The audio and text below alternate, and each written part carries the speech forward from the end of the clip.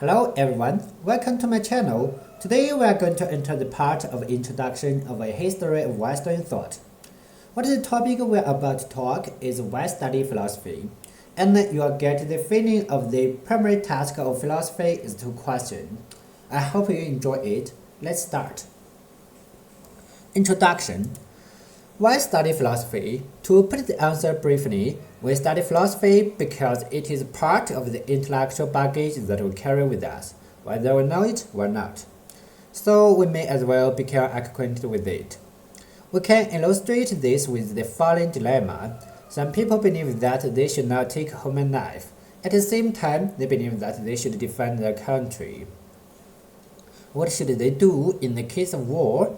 If they join the armed forces, they will come into conflict with the precept that they should not kill other people.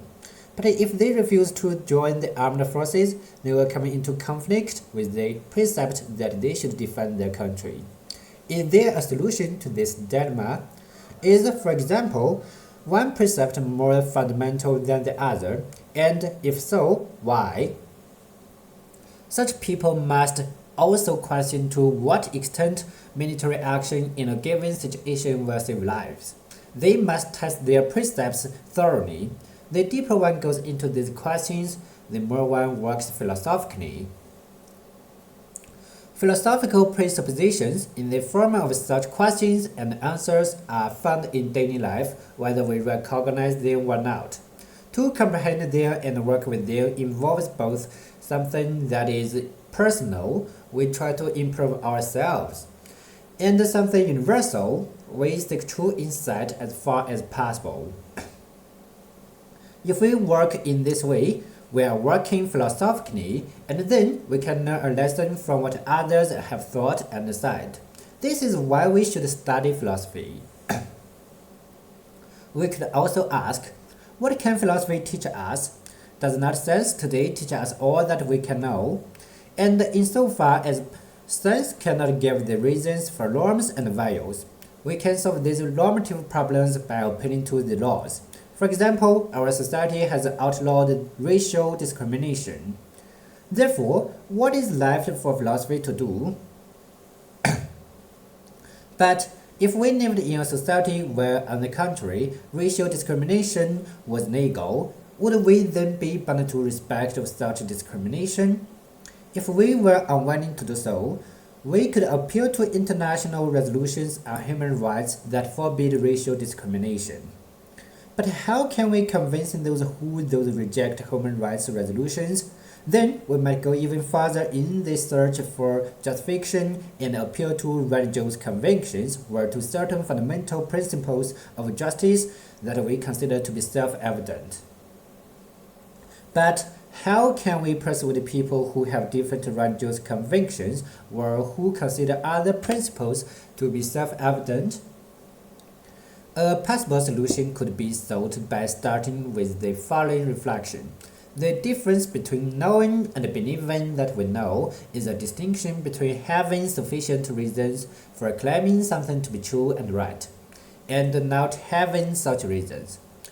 The question of to what extent we can know that certain norms are universally binding then becomes a question of whether or not we have sufficient reasons for the assertion of their universality. But such reasons are not personal. If a reason is valid, it is valid for everyone, and it is equally valid regardless of who states it. A reason that gives us the right to claim knowledge is thus a reason that stands firm in the face of critical testing and counter-arguments. Only claims that can withstand free and open testing from people that hold different views can be said to be valid. This gives us a hint concerning one view as to what a reasonable claim might be. And this is a view that can include philosophical or ethical questions. Now, it is usual to distinguish between what is and what ought to be, and to say that science describes and explains what is, but that it cannot explain why something ought to be. This distinction might sound reasonable. Science, for example, can describe how we learn, but not why we ought to learn. That is to say, science can give us an answer to the question of why we should learn something if we want to achieve a particular goal. For example, having the best possible chance of passing an examination. And we can explain why we ought to take the examination if we want a particular job. But these ought questions involve relative goals that are a means in relation to other goals. And the question of why we ought to prefer the ultimate goal in such a means and sequence cannot be answered by science. But science can still make a great impact on our attitudes and our actions by clarifying what the situation actually is, i.e., the motives that drive us, the consequences of our actions, and the possible alternatives. Moreover, science can clarify what people, as shown by their words and their actions, believe to be right and good, and hence show how norms function in society. But it does not follow from all of these facts about norms that certain norms are universally binding. Thus, when social anthropologists, for example, describe the norms of a society, they mean that these norms are binding in this society. But that is not to say that these norms are binding for us, who live in a different society. Nor does it mean that these norms, which are believed to be binding by those who live in that society, really are justifiable. See ritual human sacrifice to the run god. For example, we may understand the norms of a society that practices the exposure of a physically and mentally unfit babies without accepting them as valid. Acknowledging that certain norms function as though they are binding is not the same as accepting them as being universally valid. We're not going any further into the problems here. That would be to write the textbook in the introduction. We only wish to hint here how normative problems in our daily lives can lead us into various disciplines and into philosophy, in order to suggest the point of doing philosophy. As to the relationship between science and philosophy, we would like to add one brief comment about this complicated topic. Scientific results are determined by the conceptual and methodological presuppositions that the scientific project in question is based on. We can see this point in practice when an issue, such as building a hydroelectric plant, can be analyzed from both an economic and ecological perspective, from both a technological and a sociological perspective, or from the perspectives of different groups. Inasmuch as these different perspectives highlight different aspects of the issue under investigation, one perspective alone does not tell the whole truth about this issue. To understand what the issue really is, whether building a hydroelectric plant or centralizing a school system, we must become familiar with the different perspectives on the issue. If we call this analysis of a different perspectives of a philosophical reflection, we can say that such philosophical reflection is appropriate when confronting the problems posed by various disciplines. It helps thus maintain some overview in a civilization in danger of being atomized by specialization. When we, in this introduction, have tried to indicate how philosophical problems arise, we have been guided by our own understanding of what characterizes the central philosophical problems. Others would have emphasized other topics and ways of thinking. This is an important point, because what we have now indicated forms the pattern for this book. An introduction to the history of European philosophy with an emphasis on the problem of natural rights and on the expansion of science and the scientific rationality. There are many threads in this tapestry, but these two are by far the the longest and most important. In comparison to other presentations of the history of philosophy, we have tried to avoid some well-known pitfalls. A history of philosophy will always bear the mark of the author's academic perspectives, background knowledge, fields of research, and cultural orientation. As a result, every historical presentation represents one perspective of prior thought. Inevitably, one will emphasize what one believes to be relevant and important in the historical diversity. No one is able to read Machiavelli, Marx, and Heidegger through neutral glasses. It is an illusion for authors to think that they can write a history of philosophy or any other historical presentation from an internal perspective or from God's point of view. This is the lot of all historians of philosophy, whether they like it or not. Historians are not Munchausen's who can lift themselves out of their own academic and cultural setting. The philosophers of the past have also claimed to have spoken the truth. They challenge our age as much as they did their own.